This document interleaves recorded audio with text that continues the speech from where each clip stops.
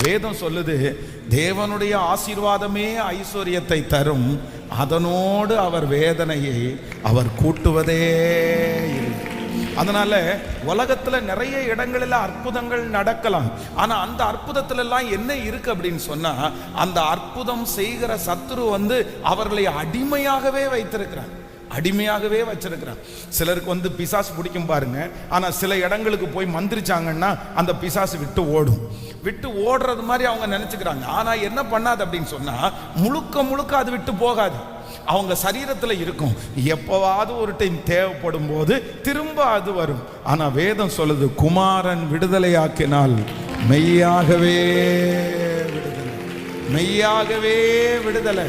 உலகத்தில் இருக்கிற அந்த அற்புதம் டெம்பரவரி ஆனது. ஆனா கர்த்தர் நமக்கு ஒரு அற்புதத்தை செய்வாரானால் அது நிரந்தரமான ஒரு அற்புதம்.